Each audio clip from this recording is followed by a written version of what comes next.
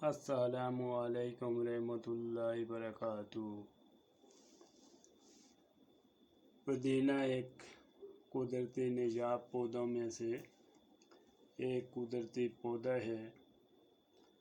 یہ صرف بنجر علاقہ کی پیداوار ہے۔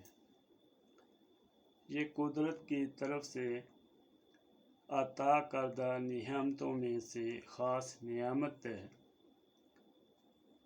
جس علاقے میں پایا جاتا ہے، کثیر تعداد میں پایا جاتا ہے، ماشاءاللہ۔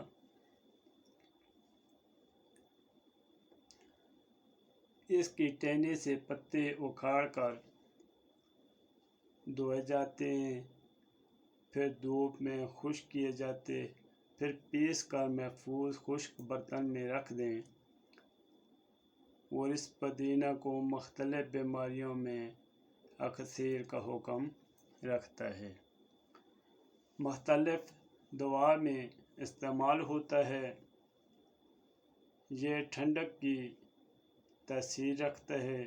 اس کو پیٹ درد، گیس، معدہ قبض، معدہ کی جلن، معدہ کے اندر تیزابیت میں ایک ماشی ہمراہ تازہ پانی دیسی اجوائن کے ساتھ استعمال کریں۔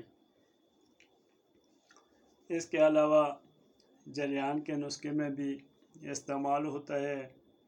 اس کے علاوہ جانوروں کی بیماریوں میں بھی کارآمد ثابت ہوا ہے۔ جیسے کسی جانور کو زکام ہو گیا، حیوانات کے ڈاکٹر کی سہولت میسر نہیں اور جانور نے خوراک کھانی چھوڑ دی، ایسے عالم میں بلیک ٹی، پودینہ، گڑ، ہم سب وزن لے کر پانی کے ہمراہ بلیک ٹی تیار کریں، یعنی قہوہ تیار کریں۔ نیم گرم رہنے پر جانور کو پلا دیں، انشاءاللہ زکام سے نجات ملے۔ بعض حضرات سوتی کپڑے کو جلا کر اس کپڑے کا دھواں جانور کی ناک میں دیتے ہیں، جس سے جانور کا نزلہ اور زکام سے جانور کو نجات ملتی ہے، اس کا نزلہ اور زکام چل پڑتا ہے، تندرست ہو جاتا ہے۔